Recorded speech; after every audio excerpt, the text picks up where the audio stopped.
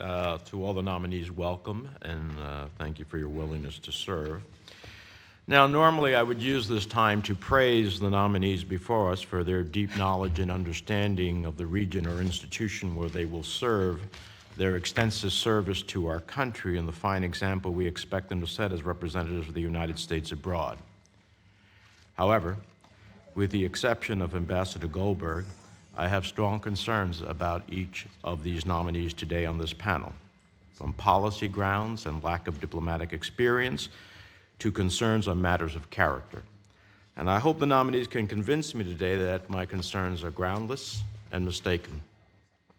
Let me be clear, while I'll be raising concerns about the backgrounds or views of the individual nominees who are here today, my real qualm is with the White House, which continues to send us nominees that frankly call into question whether the administration is conducting any due diligence before deciding who should be entrusted with the honor of serving the American people.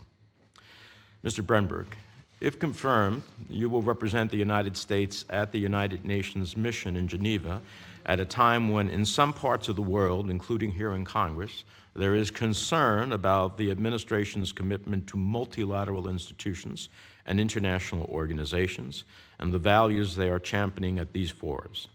Geneva is home to some of the most important UN entities and international organizations, including the International Labor Organization, the International Organization for Migration, the UN Office for the UN High Commissioner for Human Rights, the Office of the UN High Commissioner for Refugees, the UN Population Fund, the World Health Organization, and many others.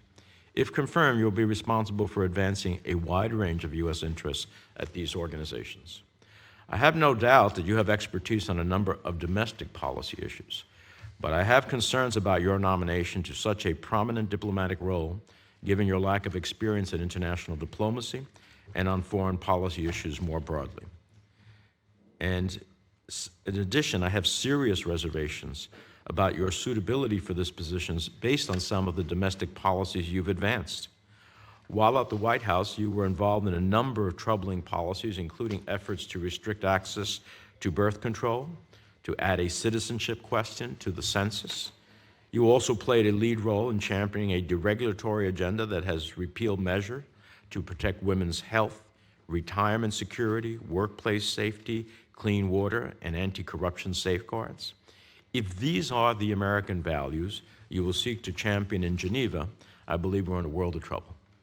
As I stated earlier, I hope you can convince me otherwise, and I look forward to hearing from you today. Mr. Manchester, frankly, I'm surprised to see you back here. After your last appearance before the committee, you made statements that I couldn't find fathomable, including that the Bahamas was a protectorate of the United States. Subsequent to your hearing and committee vote last Congress, information came out about hostile work environment you fostered towards women at the San Diego Union Tribune. So I look forward to exploring those issues with you after your testimony. Mr. Zuckerman, when looking at Romania, I'm concerned about the rule of law and corruption. Transparency International ranks Romania as one of the bottom 4 members of the European Union in terms of corruption, and I've heard from members of the American business community that problems with due process and rule of law hinder U.S. business investments there. The U.S. ambassador to Romania must press the government of Romania on addressing corruption and strengthening its institutions to create a friendlier climate not only for Romania's people and businesses, but for U.S. companies as well. I intend to raise these and some other issues that I think you're familiar with during your questioning. Finally, I'm pleased that we're considering the nomination for our next ambassador to Colombia, one of the United States' closest partners in the Americas. Over 2 decades, our countries have built a close-knit partnership, and the U.S. was proud to have stood with Colombia as it signed a historic peace accord in 2016. However, achieving peace requires a strategic vision and enduring commitment. So I look forward to hearing from Ambassador Goldberg as to how he envisions U.S. support for Colombia at this key moment, especially given the continued counter-narcotics challenges and threats to social leaders around the country. I welcome the ambassador's comments on how the U.S. can best support Colombia as it responds to the humanitarian crisis in Venezuela and the impact of more than 4 million refugees and migrants that are fleeing that country. Thank you all, and I look forward to your testimony.